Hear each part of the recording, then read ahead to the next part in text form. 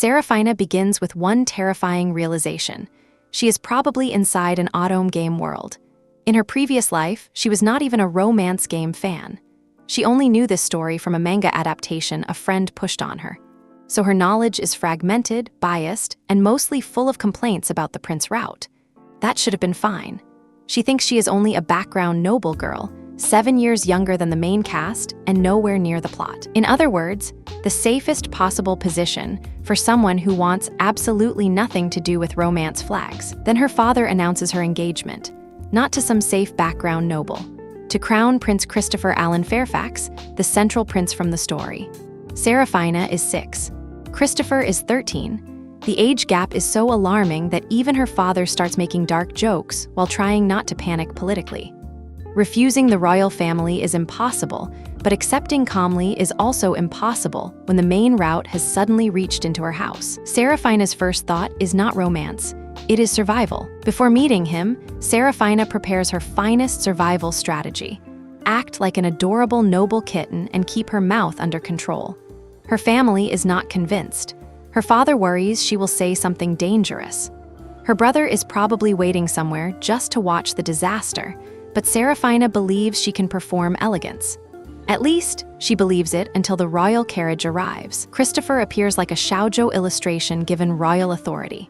Platinum hair, jewel-like eyes, flawless manners, and a beauty that makes Serafina's planned sarcasm briefly lose power.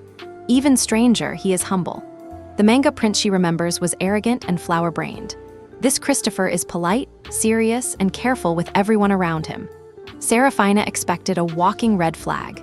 Instead, she finds a boy who seems painfully aware of his position. That difference becomes the first crack in her game knowledge. Sit for tea in the Camden Garden, which is less a refined, noble display and more her family's chaotic personality wearing flowers. Christopher politely calls it unique. Serafina almost says something too honest, and her father silently kicks her under the table. Somehow, the meeting survives. More importantly, Christopher keeps treating her like a person, not a prop from a romance route. 2 years pass, and Christopher's affection only becomes more intense.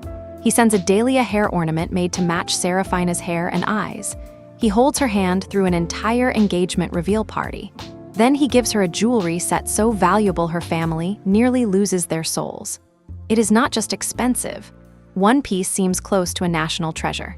Serafina is still a child, so the romance does not feel sweet yet. It feels like a palace-sized responsibility landing on her lap. Romance, apparently, can become a security incident. The Camden family tries to return the gift. The royal side refuses. This somehow makes society praise the Camdens for being humble and ungreedy, when in reality they are simply terrified of being responsible for a royal treasure. Serafina learns an important lesson. When the crown prince loves too loudly, everyone else has to pretend the noise is normal. To survive the pressure, Serafina begins crown princess training. Then she adds sword practice as stress relief, because apparently etiquette alone cannot handle being loved by a prince at maximum affection.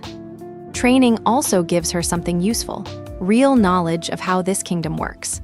The funnier part is that the more she learns about real palace operations, the less the original manga makes sense. The famous romantic meet-cute suddenly looks less like destiny and more like a security breach. In the manga, the heroine gets lost inside the castle and meets the prince in a moonlit garden. But after studying the castle, Serafina realizes that is absurd. There are patrols, servants, restricted routes, and layers of protocol. When she asks Christopher what he would do if someone claimed to be lost deep inside the palace, his answer is simple: detain, question, and investigate. Real Christopher is not a dreamy idiot. He is a crown prince with a working brain. During a royal orphanage visit, Serafina watches Christopher with children and finally relaxes about one of her worst fears. He is kind to them, gentle with them, and completely appropriate. He reads, teaches, smiles, and never once acts like the suspicious prince her father joked about. He treats children like a future ruler should, as people his country must protect. That means his attachment to Serafina is strange, but not the ugly kind of strange she feared. The hard ball flies towards Serafina.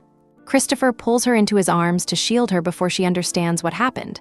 A guard knocks the ball down, and the danger passes quickly, but Serafina is shaken by his instinct.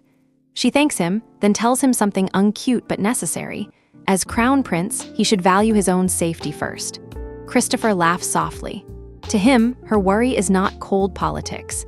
It is proof that she cares whether he lives. By the time Christopher nears 18, Serafina is still dealing with the consequences of his gifts. She finally proposes a compromise: keep ownership of the jewel set, but let the castle manage it for security. Treasury officials and knights collect it like they are moving a dangerous artifact. This is the quiet comedy of her engagement. The prince offers romance, and everyone else files risk management plans. Then Serafina learns the name connected to the original heroine, Count Stadin. The Stadin family were immigrants, and 2 years earlier they were executed for plotting treason. When Serafina checks the punishment records, there is no girl matching the heroine's age among the condemned. That absence is worse than an answer. It means the girl may have escaped, been hidden, or belonged to a version of events Serafina never saw. It suggests the heroine route might not have been fluffy romance at all. It may have been infiltration. Suddenly, the manga route looks different. A naive girl wandering into restricted castle space. An arrogant prince ignoring security. A romance that could pull royal judgment away from the kingdom's safety. Serafina realizes the so-called happy route may have been a national collapse ending in disguise. The story she remembered was probably only the pretty surface of something much uglier. Christopher notices her fear and tries to protect her from the darker details. Serafina refuses ignorance. She tells him she would rather know dangerous truths than be sheltered until it is too late. That answer moves him more than she expects. He says he is glad it was her, and Serafina does not fully understand the weight behind it. To her, this is practical risk management.